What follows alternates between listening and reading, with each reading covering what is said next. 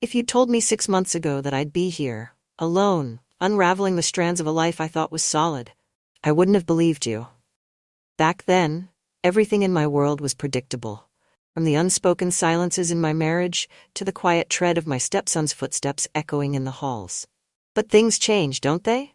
Sometimes in a single moment. It began innocently enough, as these things often do. I wanted to feel free again, to escape the weight of the routine that pressed down on me like a lead blanket. Running seemed like the answer. A few miles in the cool night air, a space where I could be alone with my thoughts. And for a while, it was just that, simple, harmless. Then Rowan started joining me. At first, I didn't think much of it. He was young, fit, and probably bored out of his mind staying in a house with his father and me. His presence was a surprise, but not unwelcome. He pushed me harder, teased me about my pace, and before long, those runs were something I looked forward to. But somewhere along the way, the dynamic shifted. A lingering glance here, a touch on the arm there. By the time I realized how far we'd gone, it was too late to turn back. I can't tell you exactly when it happened. Maybe it was that night in the rain, when we were both drenched and laughing like teenagers, and he looked at me in a way I hadn't been looked at in years. Or maybe it was in the silence afterward, when the world felt impossibly small, and the only thing that mattered was the heat of his breath on my skin. I know what you're thinking. And you're right, this isn't a story with easy answers. It's messy, painful, and complicated in ways I'm still untangling. But if you're here for the truth, then I'll give it to you. Because the truth is, that night didn't just change my life. It shattered it. When Rowan moved back in, it was supposed to be temporary. Just until I figure things out, he'd said, standing in the doorway with a duffel bag slung over one shoulder. I wasn't thrilled about it, but Gerald insisted. He's my son, Lydia, he'd said, his tone brooking no argument. We can't just turn him away. So Rowan moved into the guest room, and for the most part, he kept to himself. He spent his days working part-time at a gym downtown, and his evenings tinkering with a beat-up motorcycle in the garage. He was polite, even charming at times, but there was a guardedness to him, a sense of distance that I couldn't quite breach. My relationship with Gerald, meanwhile, was as stale as ever. We'd been married for nearly 15 years, and somewhere along the way, we'd stopped trying. His work as a corporate lawyer consumed him, leaving little room for anything else. We spoke in pleasantries, and moved through the house like two ships passing in the night. That's how the running started. I needed something, anything, to fill the void. It was late spring when I began, the evenings still cool enough to make the effort feel refreshing. I'd lace up my sneakers after dinner and slip out the door, my footsteps echoing softly against the pavement as I traced a loop through the quiet streets. I didn't tell anyone where I was going. Gerald rarely noticed when I left, and Rowan was busy with his own life. Or so I thought. Mind if I join you? His voice startled me one night as I stretched on the porch. I turned to see him standing there, dressed in running gear, a faint smirk on his lips. I didn't know you ran, I said, more out of surprise than anything else. I don't, he admitted, but it looks like you could use the company. I wasn't sure how to respond. Part of me wanted to say no, to keep this small ritual for myself, but another part, the part that had grown used to being invisible, couldn't bring itself to refuse. Suit yourself, I said, shrugging. It became our thing after that. Every evening, Rowan and I would set out together, his easy stride matching mine as we fell into an unspoken rhythm. At first, the conversation was light, small talk about his job, my work, the neighbor's unruly dog. But as the weeks passed, our exchanges grew deeper. I'm glad I came back here, he said one night as we jogged past the park. Even if it's only temporary. Being away from the military, it's harder than I thought it would be. I glanced at him, surprised by the vulnerability in his voice. What do you mean? Rowan hesitated before replying. It's like, I don't know who I am anymore. Out there, everything made sense. There were rules, structure. Here, it's just chaos. I think a lot of people feel that way, I said carefully. It's hard to adjust when everything changes. Yeah, he murmured, his gaze fixed on the path ahead. The change between us was subtle at first. During one of our runs, Rowan reached out to steady me as I stumbled over a crack in the pavement. His hand lingered on my arm for a moment longer than necessary, and I felt a spark of something I couldn't quite name. "Careful," he said, his tone light, but his eyes serious. I laughed it off. But the moment stayed with me, replaying itself in my mind long after I'd gone to bed. The pivotal moment came a few nights later. We'd just finished our usual loop and were sitting on a bench at the edge of the park, catching our breath. The moon hung low in the sky, casting a soft glow over the trees. "I think this is my favorite part," Rowan said, gesturing to the quiet around us. "The stillness. It's like the whole world disappears." I nodded, my gaze drifting to the shadows that danced along the ground.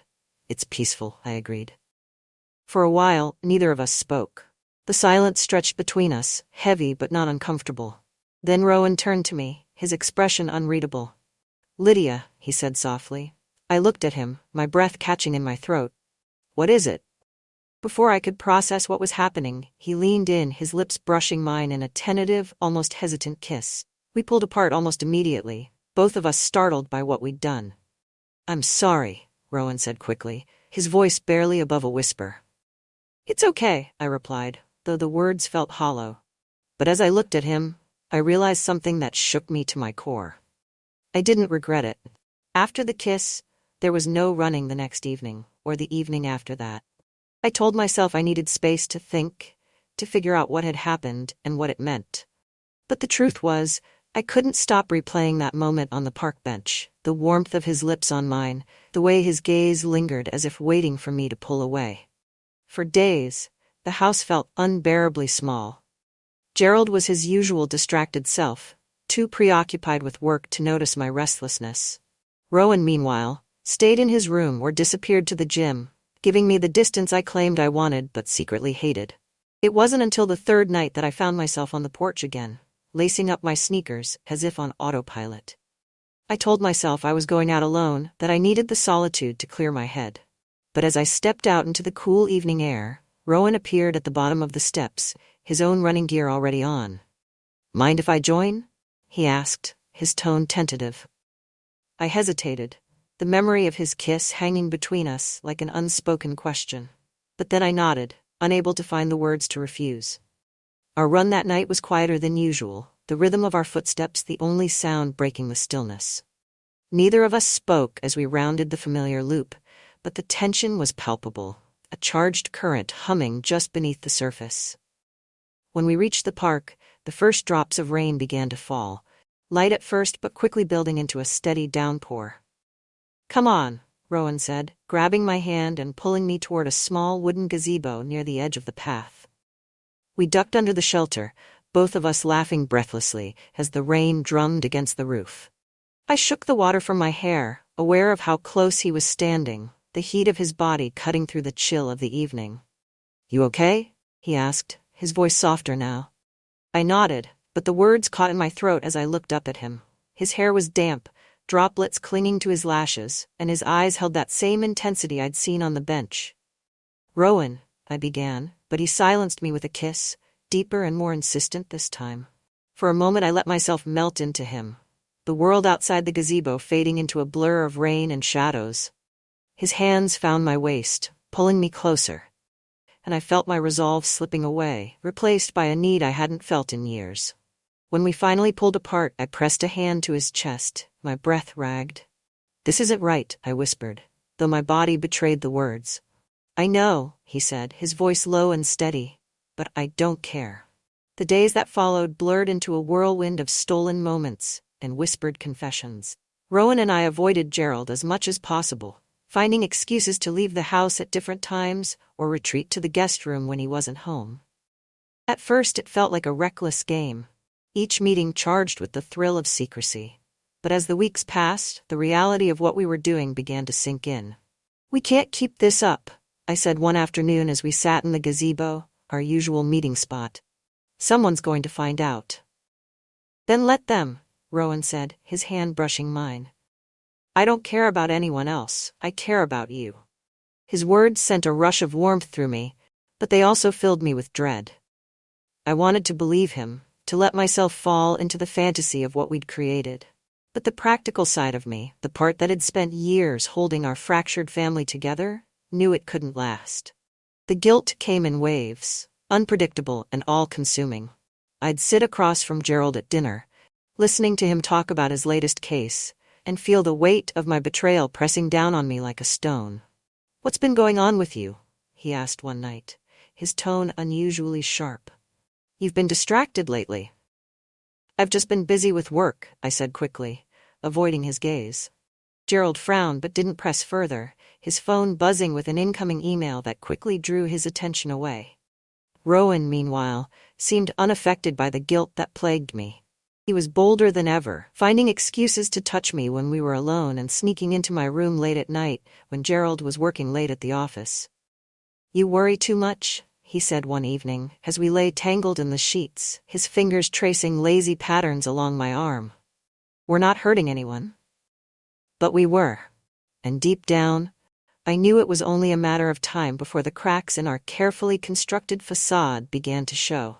It happened one evening as Rowan and I sat in the gazebo, the glow of the setting sun casting long shadows across the park. We'd lost track of time, caught up in a quiet conversation about everything and nothing, when I heard the sound of footsteps approaching. "Lydia?" I froze, my blood turning to ice as Gerald's voice cut through the stillness. Rowan and I sprang apart just as Gerald rounded the corner, his expression shifting from confusion to suspicion as he took in the scene before him.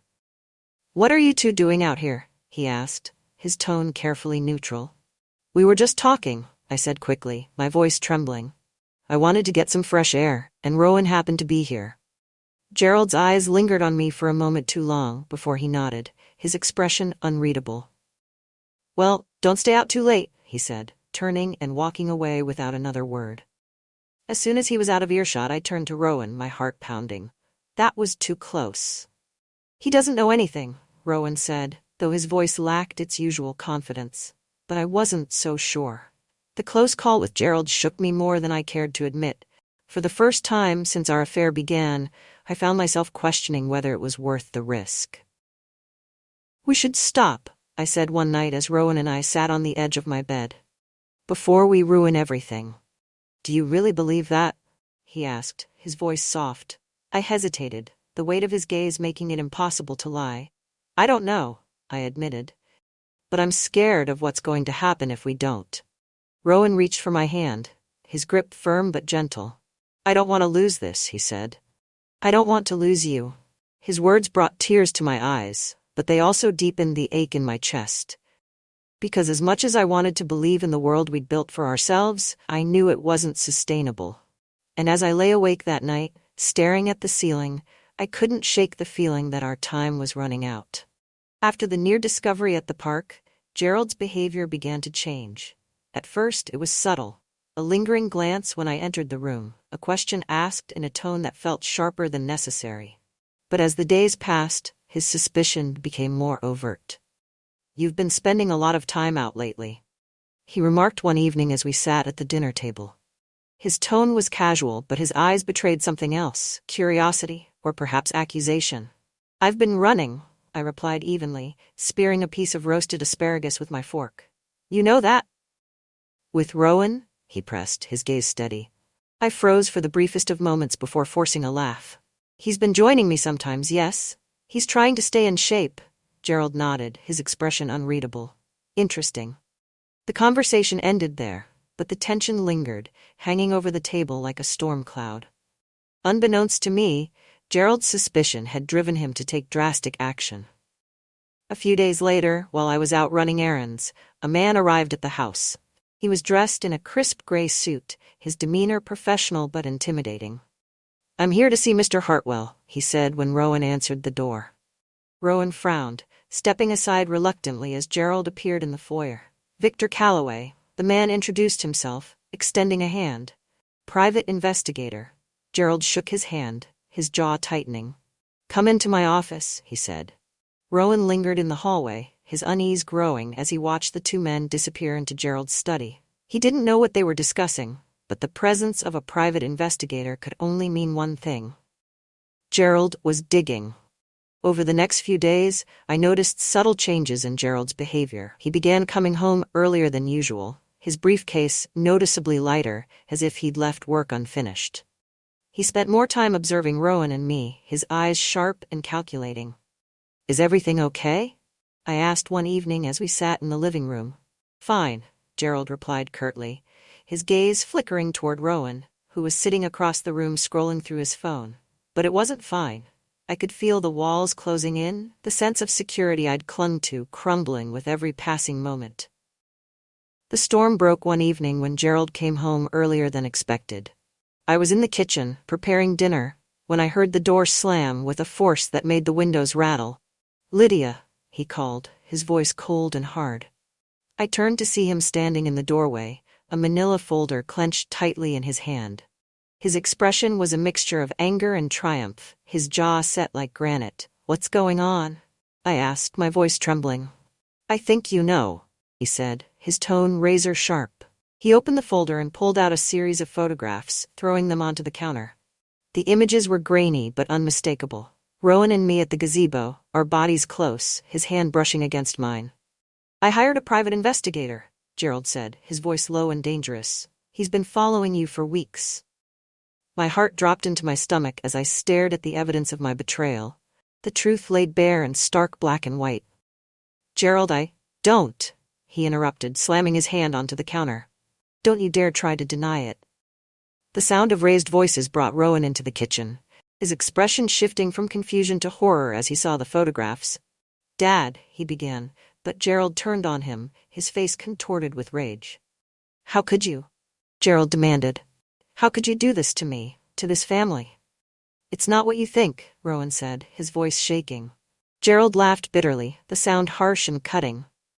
"Not what I think? These pictures say otherwise, don't they?" I stepped between them, my hands raised in a placating gesture. "Gerald, please. Don't," he snapped, his voice laced with venom. "You've betrayed me, both of you. And now you're going to stand there and ask me to listen?" "Dad, it's not like that," Rowan said, his tone pleading. "Then tell me what it's like," Gerald shouted, his voice echoing through the house. "Explain to me how my wife and my son thought this was acceptable." Neither of us had an answer. The confrontation ended with Gerald storming out of the house, his footsteps heavy against the hardwood floor. Rowan and I were left standing in the kitchen, the silence between us deafening. "What do we do now?" I asked, my voice barely above a whisper. Rowan shook his head, his expression grim. "I don't know." That night, Gerald didn't come home. I lay awake in bed, staring at the ceiling as the weight of what we'd done pressed down on me like a physical burden. In the days that followed, the house became a battlefield. Gerald refused to speak to me, his cold silence cutting deeper than any words could have. Rowan, meanwhile, began spending more time away from the house, retreating to the gym or taking long drives to escape the tension. "We can't go on like this," I said one evening, as Rowan and I sat in the gazebo. "It's tearing us apart." "What do you want me to do?" he asked, his voice laced with frustration. "I can't fix this, Lydia. None of us can."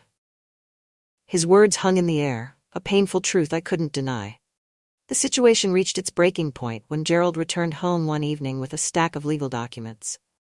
"I've filed for divorce," he said, his tone matter of fact. "You'll be hearing from my lawyer." The finality of his words hit me like a blow, and for a moment, I couldn't breathe.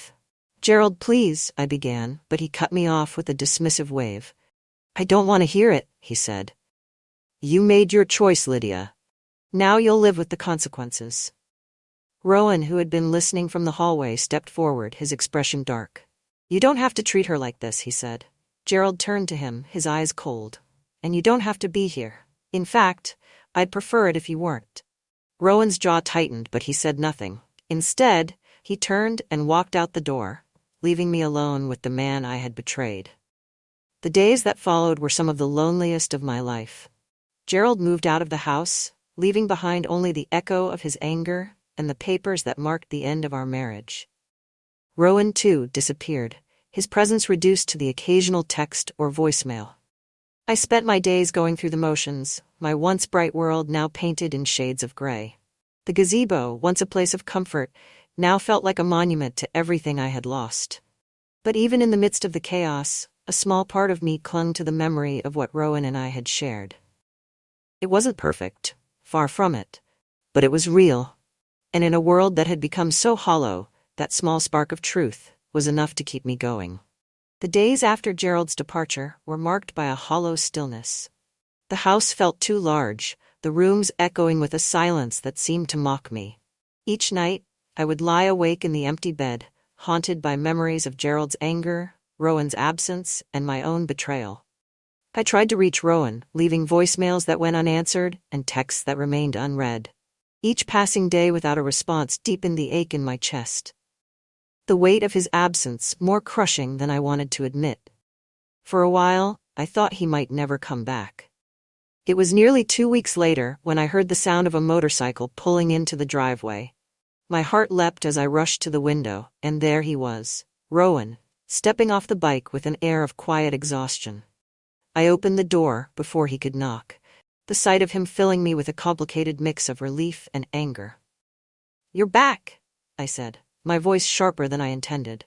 "I'm sorry," he replied, his tone soft. "I needed some time."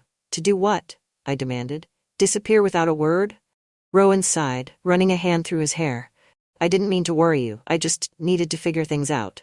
"And did you?" I asked, crossing my arms. His eyes met mine, and for a moment he looked vulnerable in a way I hadn't seen before. "Not really," he admitted. Over the next hour, Rowan told me everything. About his time in the military, the choices he'd made, and the debts he'd incurred while trying to support a friend who had fallen on hard times. "It got out of control," he said, his voice heavy with regret. "I thought I could fix it, but I ended up making things worse." I listened in silence, the weight of his words settling over me like a thick fog. "And now?" I asked. "Now they found me," he said. "A man named Damien Crowley. He's not the kind of person you can just ignore." The name sent a chill down my spine. "What does he want?"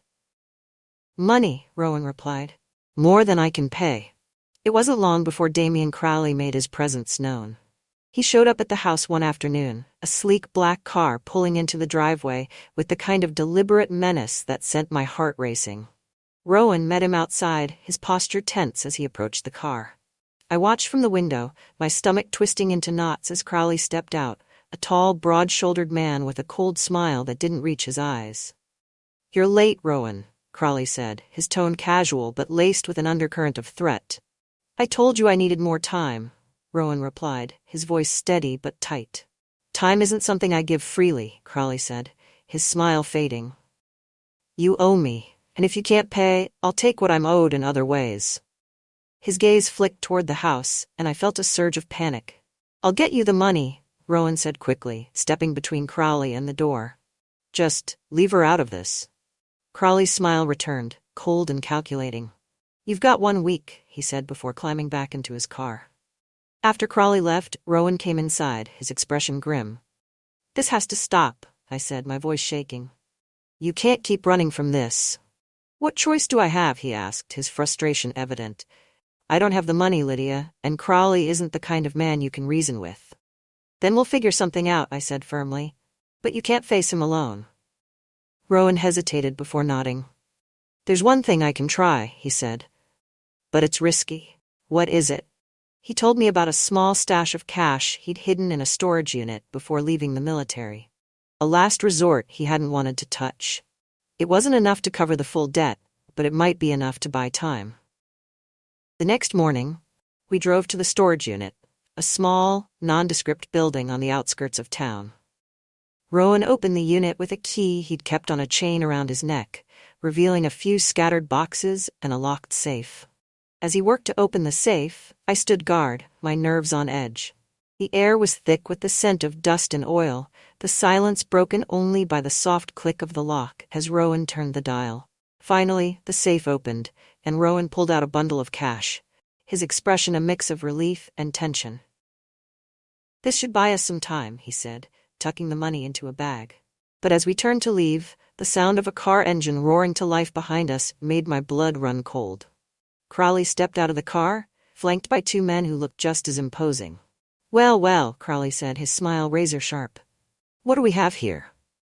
Rowan stepped in front of me, his body tense. "You weren't supposed to be here." "And yet here I am," Crowley said, gesturing to the bag in Rowan's hand. "You planning to pay me with that?" Rowan hesitated before nodding. It's not the full amount, but it's a start. Crawley's smile faded. A start isn't good enough. The tension in the air was suffocating as Crawley took a step closer, his gaze fixed on Rowan. "You've got one last chance," he said. "Either pay me what you owe, or this gets ugly." Before Crawley could make good on his threat, Rowan lunged forward, shoving him back and creating just enough of a distraction for us to make a run for it. "Go!" Rowan shouted, pulling me toward the car. We scrambled inside, the tires screeching as Rowan floored the gas pedal. Crawley's men gave chase, but Rowan's military training kicked in, guiding us through a maze of side streets until we finally lost them. When we reached the safety of the house, I collapsed onto the couch, my entire body trembling. "This isn't over," Rowan said, his voice grim. "Crawley won't stop until he gets what he wants." As the night wore on, we discussed our options, each one more desperate than the last. In the end, we decided there was only one way to end this. Confront Crawley head-on and offer him the money with the promise of more to come. "It's a gamble," Rowan admitted, "but it's the only chance we have." I nodded, my fear tempered by a determination I hadn't known I possessed. "We'll face him together," I said. Rowan looked at me, his expression softening. "I don't deserve you," he said quietly. "Maybe not," I replied, managing a faint smile. "But you've got me anyway." Rowan and I spent the next day preparing for what we both knew would be a dangerous encounter. The cash he'd retrieved from the storage unit sat in a duffel bag on the kitchen table, a meager offering compared to the full amount he owed Crawley. "Are you sure about this?" I asked, my voice trembling as I watched Rowan pace the room. "No," he admitted, "but we don't have a choice." He stopped and turned to me, his expression grim. "You don't have to come, Lydia. This isn't your fight." I shook my head. "Yes, it is. We're in this together." His gaze softened, and for a moment, the tension between us eased. But the weight of what lay ahead was impossible to ignore. We arranged to meet Crawley at a secluded warehouse on the outskirts of town, a location he had chosen, no doubt to maintain the upper hand. The building was a relic of another era, its windows shattered and its walls covered in graffiti. As we pulled up, the headlights of Crawley's car illuminated the lot, casting long shadows across the cracked pavement. Two of his men stood by the entrance, their expressions cold and unreadable. "Stay behind me," Rowan said as we stepped out of the car, the duffel bag slung over his shoulder. Crawley emerged from the building a moment later, his confident stride and razor-sharp smile sending a chill down my spine. "Right on time," he said, his gaze flicking between us. "I like that." Rowan didn't respond, his jaw tight as he handed over the bag. Crawley unzipped it, inspecting the contents with a raised eyebrow. "This isn't everything," he said, his tone flat. "It's all I have," Rowan replied, his voice steady. "But I can get you the rest. I just need more time." Crawley's smile faded, replaced by a look of cold calculation. "You're out of time, Rowan, and I don't do charity." Crawley motioned to one of his men, who stepped forward and grabbed Rowan by the collar. "Wait," I shouted, stepping forward despite Rowan's warning. "There's no need for this. We're trying to make things right." Crawley's gaze shifted to me, his expression unreadable. "And who are you exactly?" "She's not involved," Rowan said quickly, his voice rising. "This is between us."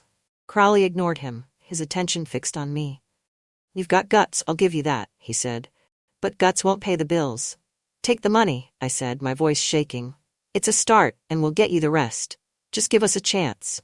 For a moment, Crawley seemed to consider my words, but then he laughed, a cold, sharp sound that echoed through the empty lot. "I don't deal in chances," he said. The situation spiraled out of control in an instant. Rowan lunged at the man holding him, freeing himself with a well-placed punch. Crawley's other henchman drew a knife, his movements swift and precise. "Lydia, run!" Rowan shouted, his voice cutting through the chaos. But I couldn't move. My feet felt rooted to the ground as the scene unfolded around me, a blur of fists, shouts, and the glint of steel in the dim light. Rowan fought with a desperation I had never seen before, his military training evident in every calculated move, but the odds were against him, and Crawley's men were relentless. When one of them finally overpowered Rowan, slamming him to the ground, I felt a surge of panic unlike anything I'd ever experienced.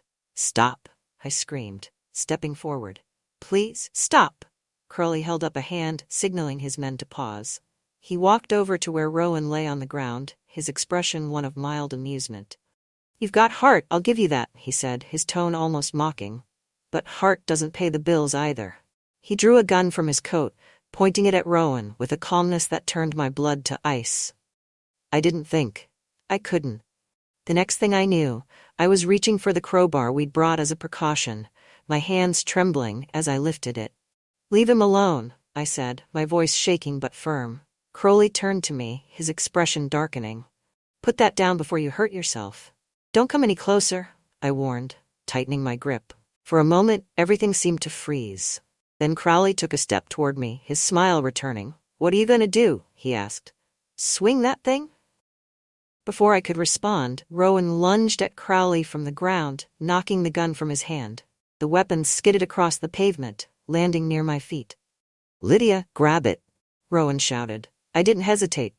I picked up the gun, my hands trembling as I pointed it at Crowley. "Back off," I said, my voice steady despite the fear coursing through me.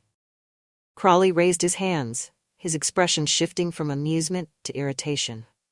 "You've got guts," he said again, his tone colder this time. The standoff ended when the sound of approaching sirens filled the air. Rowan had called the police earlier, setting a timer to alert them if we didn't check in. Crowley's men scattered, and he glared at us before slipping into the shadows, disappearing into the night. When the officers arrived, Rowan explained the situation, careful to omit the more incriminating details. They took our statements and promised to investigate further, though it was clear Crowley wouldn't be easily caught. As we drove home, the adrenaline began to wear off, leaving me drained and shaky. Rowan reached over, his hand finding mine. "Thank you," he said softly. "For what?" I asked, my voice barely above a whisper. "For saving my life," he replied. The events of the night left us both shaken, but they also made one thing painfully clear. Rowan couldn't stay. "This isn't over," he said as we sat on the porch, the first hints of dawn coloring the sky. "Crowley will come back, and I can't put you through that again." "You don't have to leave," I said, my voice breaking. "Yes, I do," he replied. "It's the only way to keep you safe." I wanted to argue, to beg him to stay, but I knew he was right.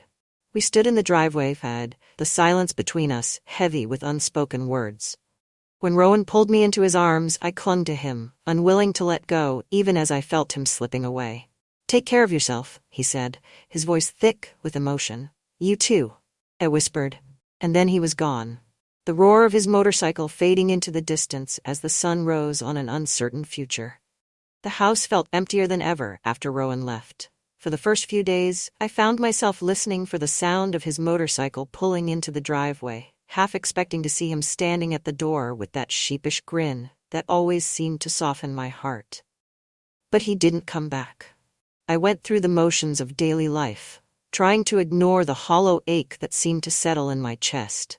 Gerald had already moved out, leaving behind only a few boxes of old files and the divorce papers that sat unsigned on the dining table. I couldn't bring myself to look at them, let alone sign them. Not because I thought we could fix things, too much had been broken for that, but because doing so felt like admitting that everything we'd built together had truly crumbled to dust. Eventually, I forced myself to face the mess I'd created.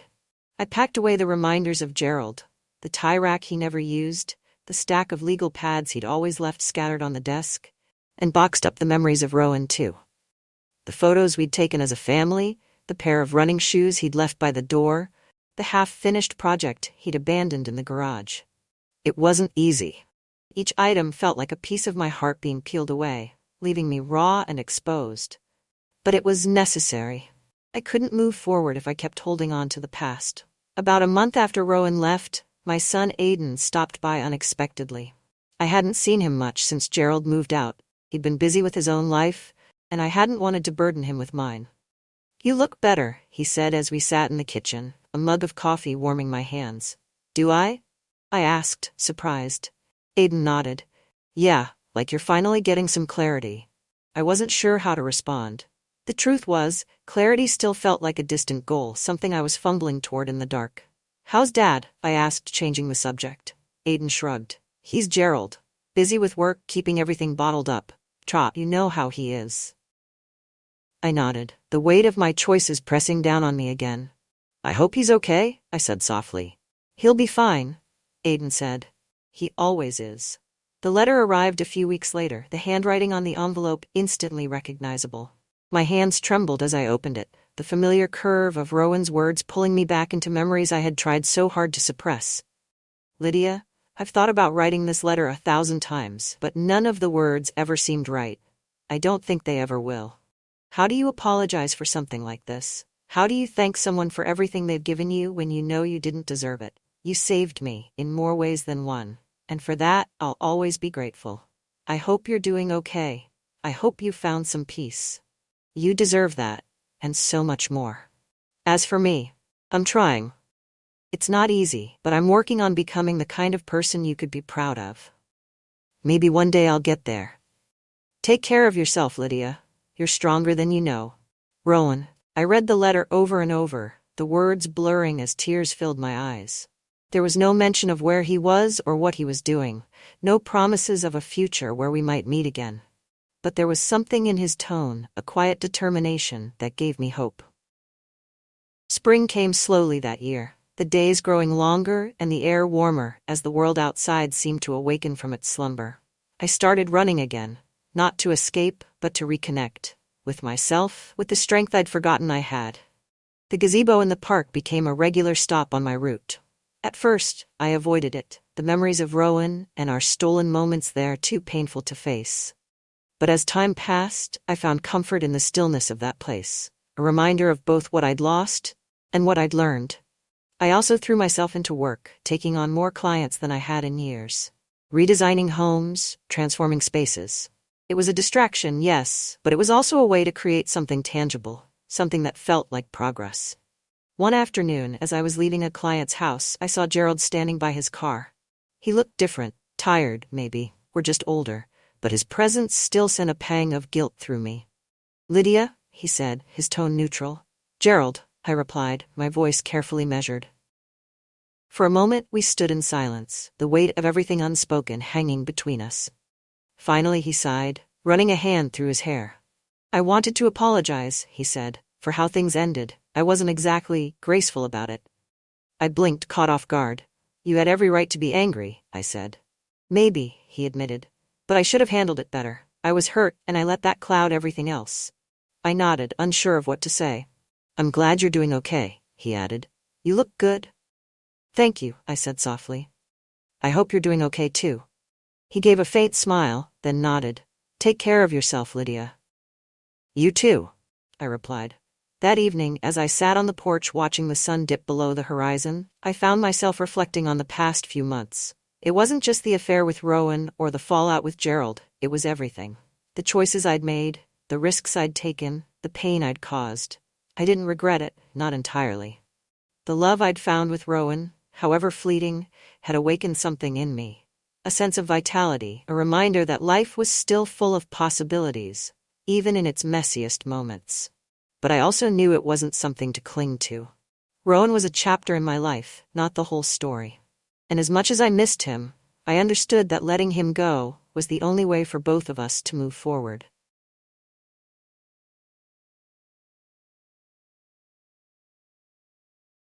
It started with something as mundane as laundry. That morning, I had been folding clothes in the laundry room, mindlessly sorting through a basket filled with everything from socks to t-shirts, when Ethan walked in. He had just gotten back from his morning run, his hair damp with sweat and his earbuds dangling around his neck. Need some help? He asked casually, grabbing a bottle of water from the counter. I glanced at him. Surprised. Help with laundry? That's a first. He chuckled, leaning against the doorframe. What can I say? I'm trying to be useful around here. Be my guest, I said, gesturing toward the basket. But don't complain if you end up with a pile of mismatched socks. Ethan stepped forward, a playful grin on his face as he picked up a handful of clothes. For a few minutes we worked in companionable silence, the soft hum of the dryer filling the room. And then it happened. Out of the corner of my eye, I saw him freeze, his hand hovering over something in the basket. What's this? He asked, holding up a piece of fabric. My heart dropped. It was one of my lace bras, delicate and undeniably feminine. I reached for it instinctively, but he held it up, a faint smirk tugging at the corners of his mouth. "Didn't know you wore stuff like this," he said, his tone teasing but edged with something I couldn't quite place. "It's none of your business," I said, snatching it from his hand and stuffing it back into the basket. "Sorry," he said quickly, but his eyes lingered on me, a flicker of something unreadable passing over his face. For a moment, the air between us felt heavy, charged with an energy I couldn't quite name. I turned away, focusing on folding the rest of the clothes, but I could feel his gaze on me, the tension in the room impossible to ignore. "Thanks for the help," I said finally, my voice tight. "But I've got it from here." Ethan hesitated, then nodded. "Right, sure. I'll see you later." As he left the room, I let out a shaky breath, my mind racing. It was just laundry. Just a moment of awkwardness. At least that's what I tried to tell myself. After that awkward moment in the laundry room, I couldn't get Ethan's expression out of my head. It wasn't just the teasing smirk, or the way his eyes had lingered on me a fraction longer than necessary. It was the way the air had changed between us. What should have been a simple, forgettable interaction felt different, charged. For the next few days, I convinced myself I was imagining it. He was just being playful, maybe a little cheeky, but that was it. I'd known Ethan since he was a lanky teenager, quiet and shy, always hovering in the background at family dinners. But now, at 24, he was taller, broader, and carried himself with a quiet confidence I hadn't noticed before. Or maybe I had noticed, and I just hadn't wanted to admit it. Ethan had moved back in with us about 2 months ago after finishing college. He'd landed an internship at the game development company where I worked as a senior creative director, and Robert, my husband and Ethan's father, had suggested he stay with us while he got on his feet. Robert and I had been married for 5 years. He was a good man, steady, dependable, and endlessly practical. But his work as a financial advisor often kept him away from home, and even when he was around, it felt like he was more of a housemate than a partner. I told myself it didn't bother me. At 55, I had long since accepted that passion and excitement weren't things I could expect anymore, not in my marriage or anywhere else. And then Ethan walked into the laundry room that day and suddenly, everything felt complicated. It started small, the changes between us. At dinner, I noticed the way he glanced at me when he thought I wasn't looking. His gaze wasn't the casual, indifferent look of a stepson toward his stepmother. It was something else entirely. And then there were the conversations. "Work keeping you busy?" he asked one evening as we stood in the kitchen cleaning up after dinner. "Always," I replied, scrubbing a plate. "Deadlines wait for no one." He leaned against the counter, watching me. "You seem like you've got it all figured out. The way everyone at the office talks about you, it's like you're a superhero or something." I laughed, shaking my head. "I wouldn't go that far." "I would," he said, his voice softer. I glanced up at him, caught off guard by the sincerity in his tone. His eyes held mine for a moment, and I felt that same unspoken tension from the laundry room creep back in. I quickly looked away, focusing on the dishes. "You're sweet, Ethan." A week later, Robert left for a business trip, and the house felt quieter than usual. Ethan and I were both working late, me in my home office, and him at the dining room table, his laptop open in front of him. Around 9 p.m. I stepped into the living room, needing a break. Ethan was sitting on the couch, his laptop still open, but his attention on the TV. "Calling it a night?" he asked, looking up at me. "Not quite," I said, sinking into the armchair across from him. "Just needed to step away for a bit." He closed his laptop, leaning back on the couch. "You work too hard, you know." "Comes with the job," I said with a shrug. He smiled faintly.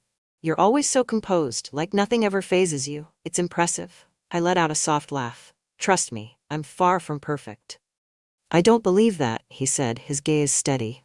The way he was looking at me made my heart race, but I forced myself to keep my composure.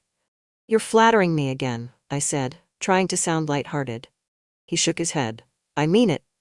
That night, as I lay in bed, I couldn't stop thinking about the way he'd looked at me. It wasn't just admiration, it was something deeper, something that made me feel exposed in a way I hadn't felt in years. I told myself it was nothing, that I was overthinking things. But the next morning, when I caught him watching me from across the kitchen, I knew I wasn't imagining it. The breaking point came a few days later. It was late on a Friday night, and I was in the living room reviewing notes for an upcoming project. Ethan came in, a mug of tea in his hands. "Long night?" he asked, sitting down on the couch. "Always," I said, glancing up at him. He set the mug down on the coffee table and leaned back, his eyes on me. "You work harder than anyone I know." "It's what the job demands," I replied, though I couldn't help but smile at the compliment. He hesitated, then said, "You make it look easy. The way you handle everything, work, this house, even Dad. You're incredible." His words caught me off guard, and I felt a warmth rise to my cheeks. "Ethan?" "I'm serious," he said, his voice soft. "You don't give yourself enough credit." The room felt suddenly smaller, the air heavier. He was sitting closer than I realized, his knee brushing against mine. I should have stood up, should have walked away. But instead I stayed frozen, my heart pounding as his hand lightly touched mine. "Ethan," I said, my voice trembling. "I'm sorry," he said quickly, pulling his hand back. "I didn't mean to make you uncomfortable." "You didn't," I said before I could stop myself. His eyes met mine, and for a moment, neither of us spoke. The tension between us was palpable, an unspoken understanding passing between us. "I should go to bed," I said finally, standing up. "Yeah," he said, his voice barely above a whisper. But as I walked toward the stairs, I felt his eyes on me, and I knew this was far from over. The night after that moment in the living room, I lay in bed, staring at the ceiling, replaying the entire scene in my mind. The way Ethan looked at me, the way his voice softened when he spoke, it all felt so intense, so wrong, and yet I couldn't shake the pull I felt toward him. I didn't sleep much that night, my thoughts a tangled mess of guilt and yearning. When I finally drifted off, it was only to wake up to the same gnawing sense of unease. That tension between us only grew stronger in the days that followed. Ethan and I tried to avoid each other, as if we'd silently agreed that putting distance between us was the only way to make things less complicated. But the house wasn't big enough for that kind of avoidance. One evening, Robert called to say his business trip had been extended by a few days. I wasn't surprised. His work often kept him away longer than planned. But this time, the news sent a ripple of panic through me. With Robert gone, the silence in the house felt even heavier. And every time I crossed paths with Ethan, I felt that unspoken tension bubbling just beneath the surface. It all came to a head one Friday night. I was sitting at the dining table, reviewing notes for a project, when Ethan walked in, holding 2 glasses of wine. "You look like you could use this," he said, placing a glass in front of me. I looked up, startled. "You didn't have to." "Consider it a thank you for putting up with me living here," he said with a small smile, sitting down across from me. "Ethan, you don't need to thank me," I said, taking a sip of the wine. "This is your home too." He leaned back in his chair, studying me. "You're always so kind. Even when you're carrying the weight of the world on your shoulders, you never let it show." I laughed softly, shaking my head. "You're giving me too much credit." "I don't think I am," he said, his gaze steady. The room felt impossibly still, the air charged with something I couldn't name. I set my glass down, my heart pounding. "Ethan," I began, but he interrupted me. "I know what you're going to say," he said, his voice low. "And you're right, this shouldn't feel like this." I swallowed hard, my throat dry. "It doesn't matter what it feels like, it's wrong."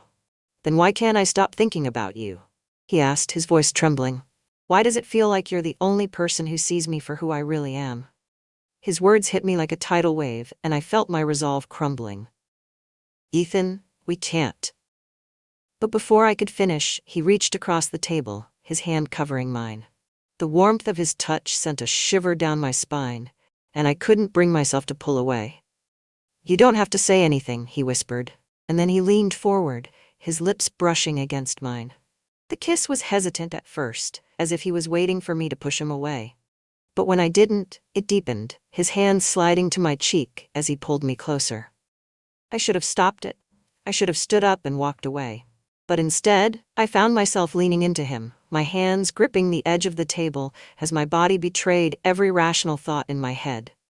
When we finally pulled apart, we were both breathless.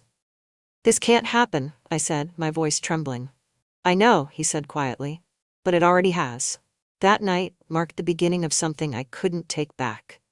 At first, I tried to convince myself it was a one-time mistake, a lapse in judgment that we could both move past. But every time I saw Ethan, the memory of that kiss hung in the air between us, impossible to ignore. And then it happened again.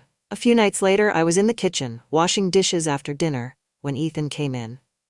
"Need help?" he asked, stepping up beside me. "I've got it," I said, avoiding his gaze. He didn't leave. Instead, he reached for the dish towel, drying the plates I handed him. "I can't stop thinking about you," he said suddenly, his voice barely above a whisper. I froze, my hands submerged in soapy water.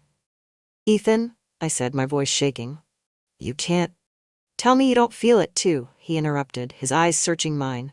I turned to him, my heart racing. "This isn't about what I feel, it's about what's right." "And what if this is what's right?" he asked, stepping closer. His words broke something in me, and before I knew it, he was kissing me again, his hands sliding to my waist as he pressed me against the counter. This time, I didn't stop him. From that night on, we stopped trying to fight it. Our affair became a series of stolen moments. Late nights in the living room, quiet mornings in the kitchen before Robert woke up, and even brief touches as we passed each other in the hallway. It was reckless and impulsive, but in those moments, nothing else mattered. Ethan made me feel alive in a way I hadn't felt in years. He saw me, not as a stepmother or a wife, but as a woman. But with the passion came the guilt. Every time I looked at Robert, I felt the weight of what I was doing crushing down on me. He trusted me, and I was betraying him in the worst possible way. And yet, I couldn't bring myself to stop. The more time I spent with Ethan, the harder it became to pull away. The way he looked at me, the way he touched me, it was like a drug I couldn't quit, no matter how much I hated myself for it. I knew we were playing with fire, and it was only a matter of time before everything came crashing down. Once we crossed that line, there was no going back. Ethan and I fell into a rhythm, if you could even call it that. Our encounters were a mixture of passion and chaos, moments stolen in the cracks of our shared lives. Every time I told myself it would be the last time, something would pull us back together. A glance, a lingering touch, the unbearable weight of his presence in the same room. It wasn't just physical. That's what terrified me the most. One night, while Robert was on another business trip, Ethan and I stayed late at work. It was safer there, away from the house and its walls that seemed to hold Robert's presence even when he wasn't home. The office was quiet, most of the team long gone for the night. I was in my office, reviewing a project proposal, when Ethan knocked on the door and stepped inside. "You're still here," he said, leaning against the doorframe. "So are you," I replied, glancing up at him. "I couldn't leave without seeing you," he said, his voice soft. Something about the way he said it, so matter-of-fact, so sincere, made my breath catch. He walked over to my desk, his hand brushing against mine as he placed a folder in front of me. "This is the updated concept art for the campaign," he said, though his tone made it clear the project was the last thing on his mind. "Thanks," I murmured, not trusting myself to say more. We stood there in silence for a moment, the air between us heavy with unspoken words. Finally, he reached out, his fingers lightly brushing my cheek. "You look tired," he said softly. "I am," I admitted, my voice barely above a whisper. Before I could stop myself, I leaned into his touch, my eyes fluttering shut. And then he kissed me. That night, we didn't leave the office until the early hours of the morning. We stayed in my office, tangled together on the small couch by the window, the city lights casting shadows on the walls. It was reckless, but for those few hours, the rest of the world didn't exist. The next day at work, I avoided Ethan, the weight of what we'd done pressing down on me like a stone. But later that evening when I got home, I found him waiting for me in the kitchen. "You don't regret it, do you?" he asked, his voice tentative. I hesitated, my mind racing. "Ethan, this isn't simple." "It doesn't have to be," he said, stepping closer. "We just have to be honest with each other." "Honesty doesn't make this right," I said, though my resolve was already crumbling. "I don't care about right," he said, his hand brushing against mine. "I care about you." From that point on, we stopped pretending to resist. Our stolen moments became more frequent, more intense. We found places to be alone, my office after hours, the empty guest room when Robert wasn't home, even the backseat of my car on one particularly desperate night. Every time I told myself it was the last. And every time, I went back to him. One afternoon, while Robert was working in his home office, Ethan and I found ourselves alone in the laundry room again. I was folding a basket of clothes, trying to focus on the mundane task, and not the way Ethan was watching me from the doorway. "Need help?" he asked, his voice teasing. I shook my head, forcing a laugh. "I think I've got it." He stepped closer, his presence making the small room feel even smaller. "You work too hard," he said, his hand brushing against mine as he reached for a towel. I froze, my heart pounding as he leaned in, his lips brushing against my ear. "Ethan," I whispered, my voice trembling. "Robert is upstairs." "He won't hear us," he murmured, his hand sliding to my waist.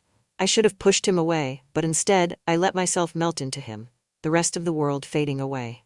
As thrilling as our affair was, it wasn't without its complications. At work, my assistant Lisa started to notice the way Ethan and I interacted. She never said anything outright, but her knowing looks and raised eyebrows made it clear she suspected something. "You've been spending a lot of time with Ethan lately," she said one afternoon, her tone carefully neutral. "We're working on the same project," I said quickly, avoiding her gaze.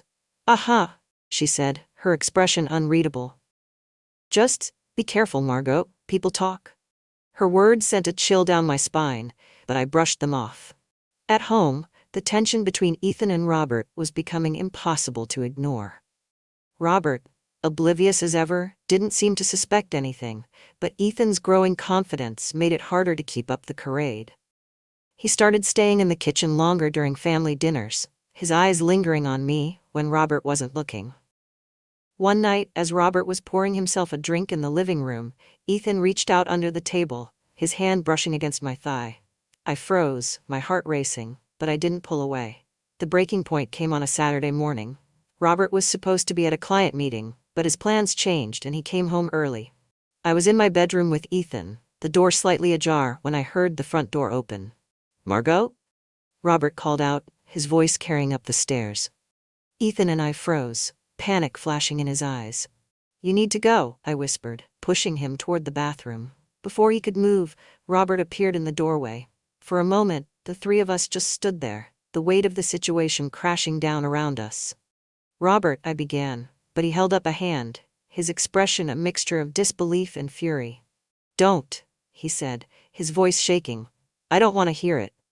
That night, I knew everything we'd been building was about to collapse.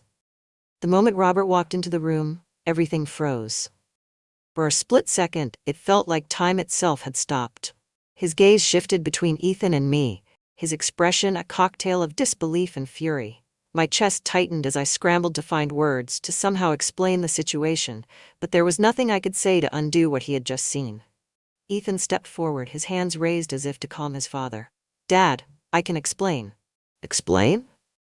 Robert's voice cut through the room like a knife. "Explain what, Ethan? That you've been sneaking around with my wife? That you've been sleeping with her under my own roof?" I flinched at his words, but they were true. There was no way to sugarcoat it, no way to soften the blow. "Robert, please." I started, but he turned his anger on me. "Don't," he snapped, his face flushed with rage. "Don't you dare try to justify this. You betrayed me, Margot. You both did." The room felt impossibly small, the air suffocating. Ethan tried again to speak, but Robert wasn't having it. "You don't get to talk," he said, his voice trembling. "You're my son, Ethan. My son. How could you do this?" Ethan's jaw tightened, and for the first time he didn't look like the shy, uncertain young man I'd known. "Because I love her," he said, his voice steady. The silence that followed was deafening. Robert stared at him, his face a mixture of disbelief and pain. "You love her?" he repeated, his voice barely above a whisper. "Yes," Ethan said firmly, "and I'm not going to apologize for that." His words hung in the air like a challenge, and for a moment I thought Robert might hit him. But instead he took a step back, his shoulders sagging as the weight of it all seemed to hit him at once. "I want you both out," he said finally, his voice hollow. "I don't care where you go, but you're not staying here." That night, I packed a bag in silence, my hands shaking as I folded clothes and stuffed them into a suitcase. Ethan hovered in the doorway, watching me with a mixture of concern and determination. "You don't have to do this alone," he said softly. I didn't look at him. "Ethan, this is my mess to clean up." It's not just your mess, he insisted, stepping into the room. We're in this together. I turned to him, my eyes filled with tears. Don't you see what we've done? We've destroyed everything. Your father, our family, my career. I don't care about any of that, he said, his voice breaking. I care about you. His words sent a pang through my chest, but they weren't enough to ease the guilt that was suffocating me. You deserve more than this, I said quietly. More than me. He opened his mouth to argue, but I shook my head, cutting him off. Please, Ethan, let me do this on my own. By the time I left, the house was silent. Robert had locked himself in his office, and Ethan stood in the driveway, watching as I climbed into my car. As I pulled away, I glanced in the rearview mirror and saw him standing there, his figure growing smaller and smaller until it disappeared altogether. I checked into a motel on the edge of town that night, the weight of everything crashing down on me the moment I closed the door behind me. I sat on the edge of the bed, staring at the blank TV screen, my mind racing. The next morning, I called my assistant, Lisa, and told her I wouldn't be coming into work. I figured as much, she said, her tone cautious. Margot, is everything okay? No, I admitted, my voice trembling. But I'll figure it out. The fallout came faster than I expected. 2 days after I left, I received an email from HR. Someone, most likely Renee, the coworker who had been watching me too closely, had reported my inappropriate relationship with Ethan. The email stated that an investigation would be launched immediately, and I knew exactly where it would lead. I didn't wait for the outcome. I resigned that same day, sending a curt email to the HR department and copying my supervisor. By the end of the week, my career was over.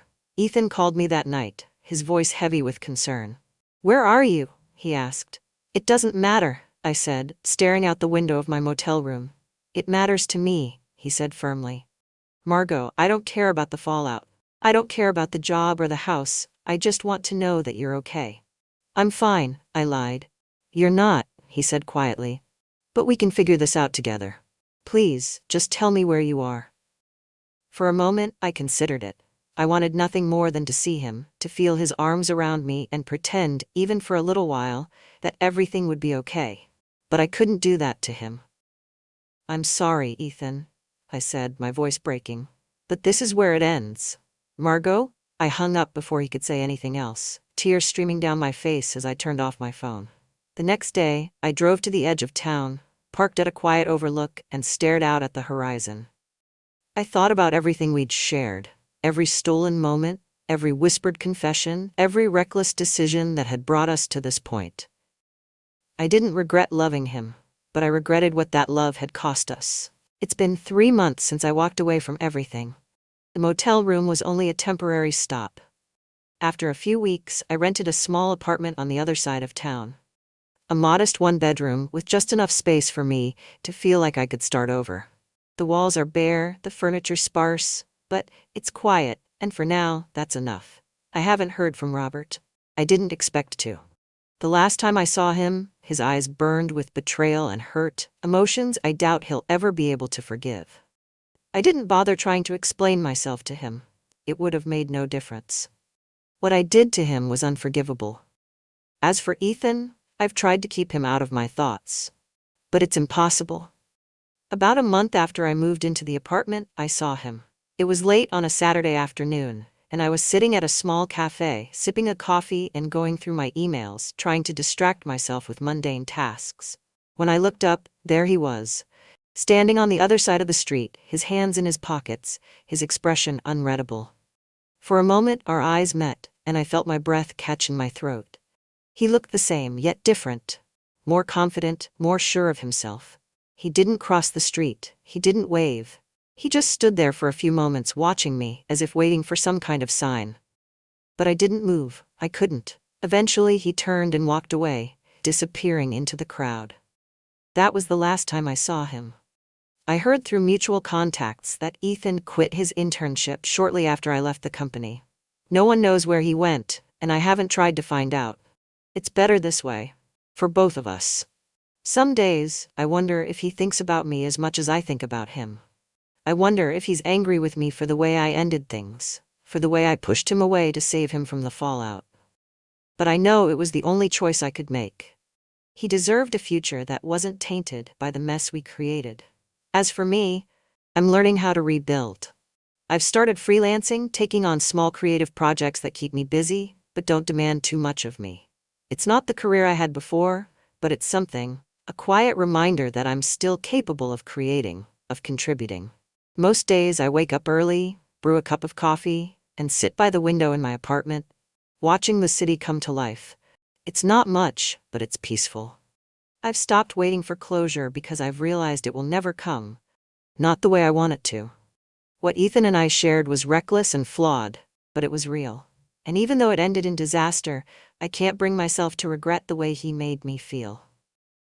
Last night, I found one of his hoodies tucked into the back of a drawer, a remnant of the life we almost built together. I held it for a long time, pressing it to my face, breathing in the faint scent of him that still lingered. For the first time in months, I let myself cry. Not out of guilt or shame, but for the love I had to let go of. When I finally folded it and placed it back in the drawer, I felt a strange sense of calm. The chapter is closed. The story is over, but a part of me will always carry him with me, no matter where life takes us.